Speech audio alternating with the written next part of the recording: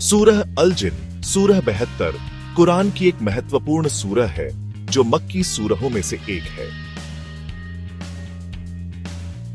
यह सूरह अल्लाह की एकता, तौहीद, पैगंबरी और आखिरत के विश्वास को मजबूत करती है। मैं यहां आयत 18 से 23 तक की व्याख्या को विस्तार से बताता हूं, तो आइए इन आयतों को अरबी, हिंदी तर्जुमा और गहरी व्याख्या के साथ समझते हैं।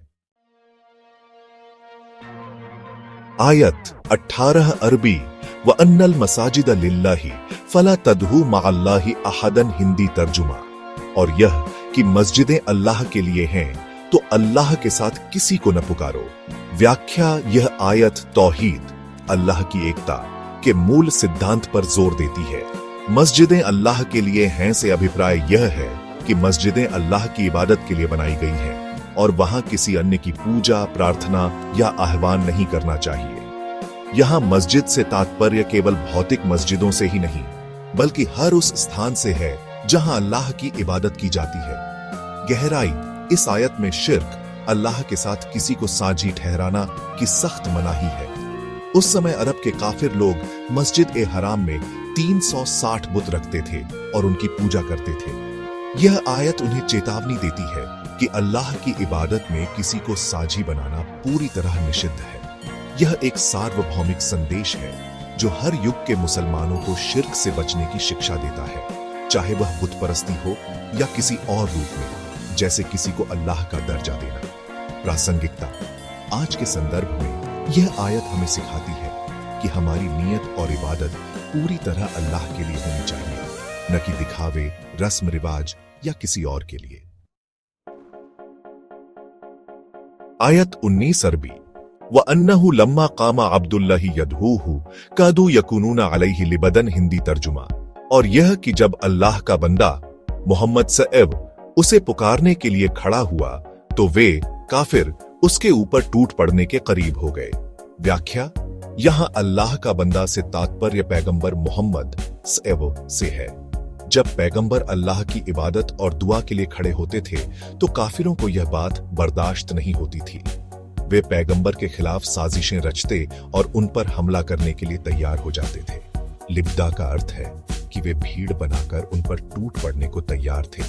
गहराई यह आयत उस समय के काफिरों की दुश्मनी और हिंसक रवैये को दर्शाती है। पैगंबर सएब जब तौहीद का संदेश दे रहे थे और अल्लाह की इबादत कर रहे थे तो काफिरों को यह बात स्वीकार नहीं थी। वे अपने बुतों और रिवाजों को छोड़ना नहीं चाहते थे। यह आयत पैगंबर की हिम्मत और अल्लाह पर उनके भरोसे को भी उजागर करती है कि इतने विरोध के बावजूद वे अपने मिशन पर डटे रहे। प्रासंगिकता यह आयत हमें सिखाती है कि सत्य का रास्ता आसान नहीं होता। जो लोग अल्लाह के रास्ते पर चलते हैं उन्हें अक्सर विरोध और मुश्किलों का सामना करना पड़ता है, लेकिन हमें धैर्य और विश्वास के साथ अपने कर्तव्य को पूरा करना चाहिए। आयत 20 अरबी कुल इन्नमा अदहू रब्बी वला उश्रिकु बिही अहदन, हिंदी तर्जुमा, कह दो मैं तो सिर्फ अपने रब को पुकारता हूं और उसके साथ किसी को साझी नहीं ठहराता। व्याख्या यह आयत पैगंबर सएब को हुक्म देती है कि वे काफिरों को स्पष्ट रूप से बता दें कि उनकी इबादत और दुआ सिर्फ अल्लाह के लिए है। वे किसी को अल्लाह का साझी नहीं ठहराते, चाहे वह बुत हो, देवी देवता हो या कोई और। यह तौहीद का एक स्पष्ट ऐलान है। गहराई यह आयत इस्लाम के मूल सिद्धांत को दोहराती है, केवल अल्लाह की इबादत करना और शिर्क से बचना। पैगंबर सएब का यह बयान काफिरों के लिए एक चुनौती भी था, क्योंकि वे चाहते थे कि पैगंबर उनके बुतों को भी मान्यता दें, लेकिन पैगंबर ने साफ इनकार कर दिया। यह आयत मुसलमानों को भी सिखाती है कि हमें अपनी आस्था पर अडिग रहना चाहिए, चाहे कितना भी दबाव हो। प्रासंगिकता आज के समय में भी कई बार लोग रिवाजों, अंधविश्वासों या सामाजिक दबाव के कारण शिर्क में पड़ जाते हैं। यह आयत हमें याद दिलाती है कि हमारी इबादत और भक्ति सिर्फ अल्लाह के लिए होनी चाहिए। आयत 21 अरबी कुल इन्नी ला अमलिकु लकुम दर्रन वला रशदन, हिंदी तर्जुमा, कह दो मैं तुम्हारे लिए न नुकसान का मालिक हूं न हिदायत का। व्याख्या यहां पैगंबर सएब को हुक्म दिया गया कि वे काफिरों से कहें कि वे पैगंबर किसी को नुकसान पहुंचाने या हिदायत देने की ताकत नहीं रखते। यह ताकत सिर्फ अल्लाह के पास है। पैगंबर का काम सिर्फ अल्लाह का संदेश पहुंचाना है। हिदायत देना या सजा देना अल्लाह का काम है। गहराई, यह आयत पैगंबर की स्थिति को स्पष्ट करती है कि वे सिर्फ एक रसूल, संदेशवाहक हैं, न कि कोई ईश्वरीय शक्ति। काफिर लोग अक्सर पैगंबर से चमत्कार या अल्लाह की सजा की मांग करते थे, लेकिन यह आयत बता रही है कि हिदायत और नुकसान अल्लाह के हाथ में है।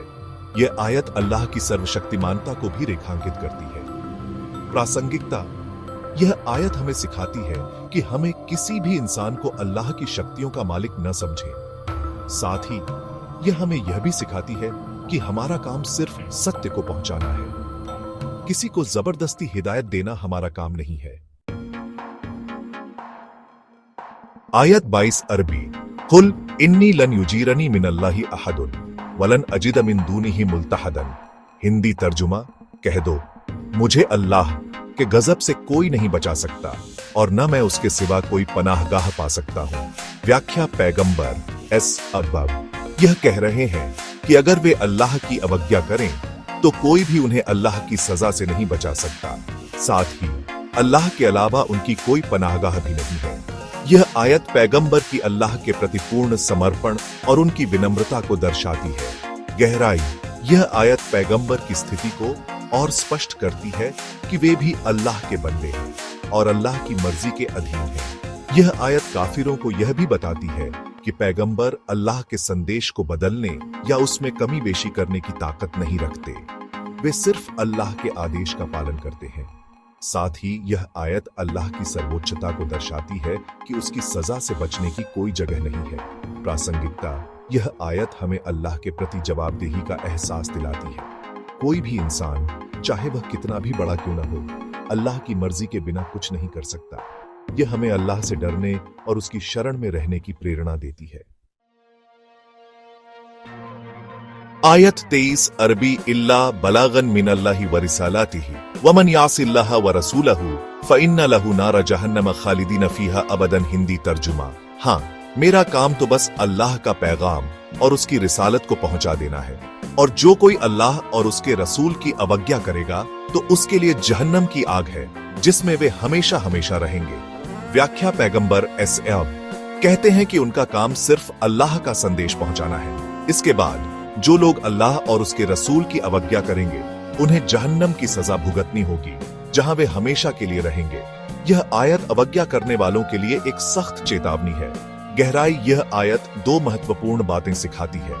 पहली, पैगंबर की जिम्मेदारी सिर्फ संदेश पहुंचाने तक सीमित है। दूसरी, अल्लाह और उसके रसूल की अवज्ञा का अंजाम बहुत भयानक है, जहन्नम की आग जो अनंत काल तक रहेगी।